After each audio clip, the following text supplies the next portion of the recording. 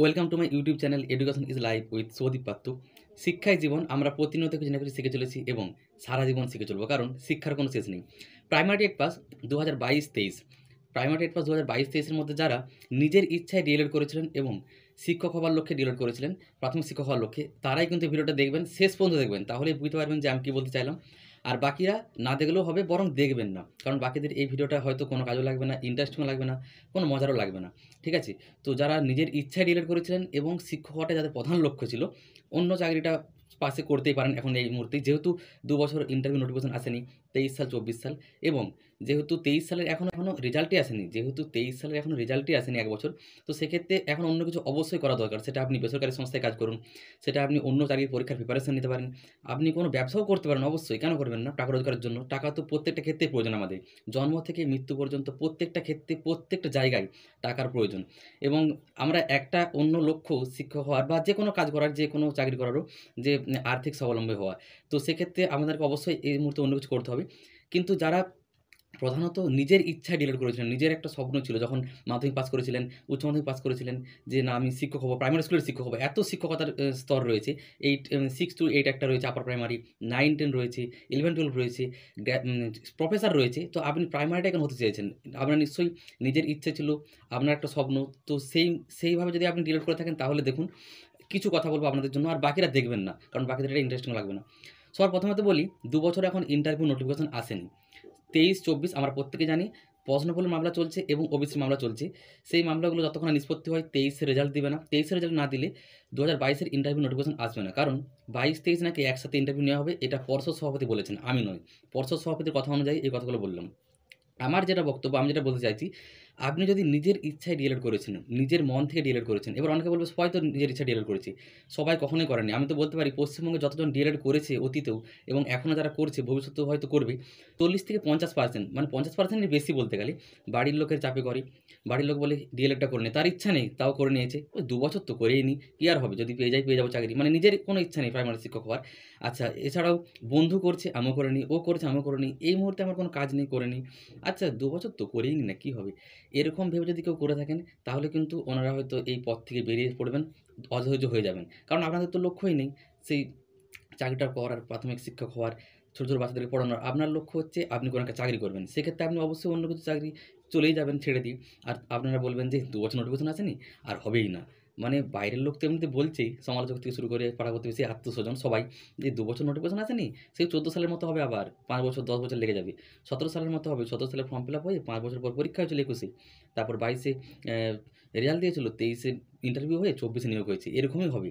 বাইরের লোক তো বলছেই, আপনারা 22-23 পাস হয়েও বলতে শুরু করে দেবেন। যারা নিজের ইচ্ছায় ডিএলএড করেননি, প্রধান লক্ষ্যটা শিক্ষক হওয়া নয়, ওই লোকের দেখাদেখি করে, বাড়ির লোক বলেছিল বলে, ঠিক আছে, একটা বার্তার ডিগ্রি থাকবে বলে, এই সমস্ত ভেবে যারা করেছিলেন, জানি ওনারা বলবেন, আমার এই ভিডিওটা দেখেও বলবেন, অনেকে কমেন্ট করে দিয়েছেন হয়তো ইতিমধ্যে, অনেকে হয়তো করতে শুরু করে দেবেন, যে মানে কী করবেন সেটা আমি জানি, মানে নানা রকম ভুলভাল কমেন্ট করবেন।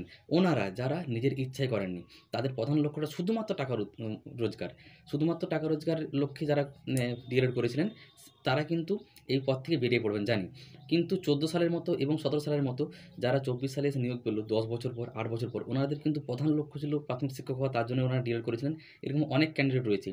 ওনারা কিন্তু এই 24 সালে এসে নিয়োগে চাকরি পেল এবং ফ্রেশভাবে চাকরি পেয়েছে। কারণ এখন বর্তমানে আমাদের, এটাও প্রত্যেকের বিরুদ্ধে বলি, 22 স্টেট এবং 23 স্টেট স্বচ্ছ টেট আমাদের কাছে ওএমআর শিটের কার্বন কপি রয়েছে, ডিজিটাল কপি রয়েছে, আমাদের সার্টিফিকেট রয়েছে, আমাদের ইন্টারভিউ হবে ভিডিও কপির মাধ্যমে।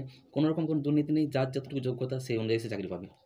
তো এই হচ্ছে ব্যাপার। আমি এটুকুই বলছি, যারা নিজের ইচ্ছায় ডিএলএড করেছেন এবং নিজের শিক্ষক হবেন, শিক্ষক হবে বলেন এবং নিজের ইচ্ছায় ডিএলএড করেছেন, প্রাথমিক শিক্ষক হবেন এই ভেবে, এই স্বপ্ন নিয়ে ডিএলএড করেছিলেন, আপনার বয়স যদি এখন 30-এর মধ্যে থাকে, অবশ্যই তো এই আপনার অনেক টাইম রয়েছে এখনও, তো আপনারা অবশ্যই কখনো হাল ছাড়বেন না। এখন 2 বছর নোটিফিকেশন আসেনি, তার মানে এই নয় যে আগামী 2 বছরে আসবে না। আমি প্রত্যেকটা ভিডিওতেই বলি, আগের ভিডিওগুলোতেও বলেছি, 4 থেকে 6 মাসের মধ্যে চলে আসবে নোটিফিকেশন।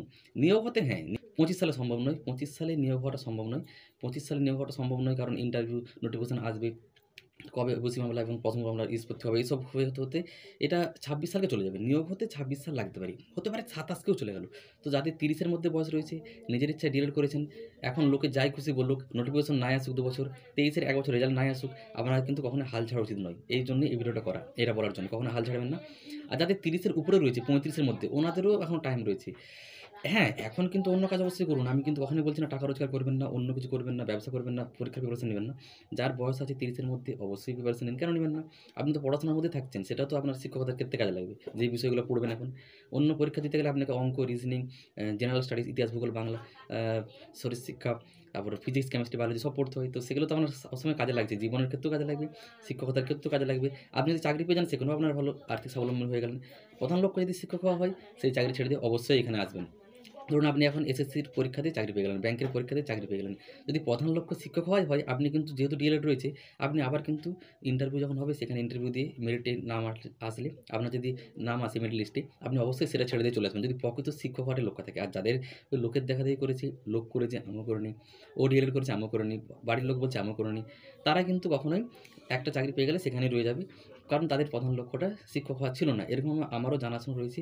আপনারাও দেখবেন অনেকে বলেন তো, ভিডিওতেও বলে দেন যে আমার লক্ষ্য শিক্ষক হওয়া থাকেনি, বাড়ির লোক বলেছিল, বাড়ির লোকের চাপে ডিএলএডটা করে নিচ্ছে, একটা বার্তা ডিগ্রি। ওনারা অন্য কিছু করেছেন এবং এই লাইনটা ছেড়ে দিয়েছেন। প্রাইমারি টেটের প্রস্তুতিও নিচ্ছেন না, ইন্টারভিউর প্রস্তুতি নিচ্ছেন না, প্রাইমারি ইন্টারভিউর প্রস্তুতি নিচ্ছেন না এবং হাল ছেড়ে দিয়েছেন ওই লোকের কথা শুনে, সমালোচকদের কথা শুনে। 2 বছর নোটিফিকেশন আসেনি বলে, 1 বছর 23-এ রেজাল্ট দেননি বলে। আপনি বলুন না, আপনি যদি নিজের ইচ্ছায় ডিলিট করেছেন, এত 2 বছর 3 বছর একটা টাইম দিয়েছেন সেখানে, একটা টেট পরীক্ষা, কঠিন একটা পরীক্ষা পাস করেছেন, 6,20,000 পরীক্ষা দিয়েছিল 2022 সালে, মাত্র 1,50,000, আমি মাত্রই বলি। অনেকে বলেন 1.5 লাখ পাস করেছে, আমি বলি মাত্র পাস করেছে 1.5 লাখ, কারণ 4,70,000 ফেল করেছে। ভাবতে পারছেন? যারা ডিএলএড করেছিল, যারা ডিএলএড করেছিল, বিএড করেছিল তার মধ্য থেকে, যদিও বিএডকে পরবর্তী ক্ষেত্রে বাদ দিয়ে দেয়, কোর্টের নির্দেশে বিএডরা বাদ পড়ে যায় প্রাইমারি নিয়োগে, তো সেটা আলাদা ব্যাপার। কিন্তু আমি এটুকুই বলতে চাইছি, যারা নিজের ইচ্ছায় ডিএলএড করেছেন, শিক্ষক হবেন বলে, এই মুহূর্তে অন্য কিছু অবশ্যই করুন যেটা দরকার। টাকা রোজগারের জন্য সৎ কাজ, সৎ কোনো ব্যবসা, চাকরির পরীক্ষার প্রিপারেশন। যাদের 30-এর মধ্যে বয়স, চাকরির পরীক্ষার অবশ্যই প্রিপারেশন নিন, কারণ 30-এর মধ্যে বয়সটা পেরিয়ে গেলে তখন আফসোস করবেন। যেমন আমিও নিচ্ছি, আমিও চাকরি পরীক্ষার প্রিপারেশন নিচ্ছি। সেই প্রিপারেশনে যদি আমি চাকরি পেয়েও যাই সেটাও ভালো, না পেয়ে গেলেও প্রাইমারি ক্ষেত্রে কাজে লাগবে, সারা জীবন কাজে লাগবে। পড়াশোনা কখনো বিফলে যায় না।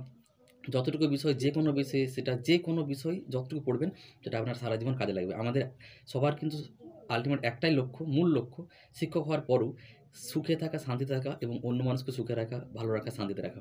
তো সেই জন্য পড়াশোনাটা অবশ্যই জরুরি। আপনার এই মুহূর্তে নোটিফিকেশন আসেনি, 23-24 2 বছর আসেনি, বা 23-এর 1 বছর রেজাল্ট আসেনি, তার মানে এই নয় কেউ হতাশ হবেন না। হতাশ হয়ে গেলে কিন্তু আপনি পড়াশোনা করতে পারবেন না। হতাশ হবেন না, নিরাশ হবেন না, লোকের কথায় কান দেবেন না, লোকে কে কী বললো, 14 সালে তো এরকম হয়েছিল, 17 সালে তো 5 বছর পরীক্ষা হয়নি, এই সমস্ত কথাগুলোতে কান না দিয়ে, নেগেটিভ কথা মাথার মধ্যে না রেখে, নিজেদের মধ্যে সবসময় পজিটিভ ভাবনা রাখুন।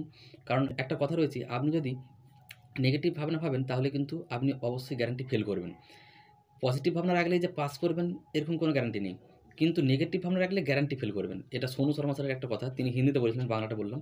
ধরুন আপনি নেগেটিভ ভাবছেন, তাহলে কিন্তু আপনি অবশ্যই ফেল করবেন, কারণ নেগেটিভ ভেবে চলেছেন। কিন্তু পজিটিভ ভাবলে যে পাস করে যাবেন কোনো গ্যারান্টি নেই, কিন্তু নেগেটিভ ভাবলে গ্যারান্টি ফেল করবেন। ভালো করে বুঝবেন কথাটা, ঠিক আছে? তো যারা নিজের ইচ্ছা ডিএলএড করেছেন অবশ্যই ধৈর্য ধরে থাকুন। যাদের বয়স 35 পেরিয়ে গেছে আমি বুঝতে পারছি, তাদের হয়তো এই কথাগুলো শুনতে একটু কেমন লাগবে, ঠিক আছে? তাদের জন্য আমি প্রার্থনা করব যাতে খুব তাড়াতাড়ি হয়ে যায় নিয়োগটা, 2 থেকে 3 বছরের মধ্যেই, বা 1 বছরের মধ্যেও যেমন হয়ে যায়। তো এই হচ্ছে ব্যাপার। নিজের ইচ্ছায় ডিএলএড করে থাকলে আমাকে আপনি যা কিছু বলতে পারেন, আপনার মতামত দিতে পারেন, এটা আমার মতামত দিলাম। নিজের ইচ্ছায় ডিএলএড করে থাকলে, শিক্ষক হওয়ার জন্য ডিএলএড করে থাকলে অবশ্যই ধৈর্য ধরুন, একটা সময় আপনি চাকরি পাবেন।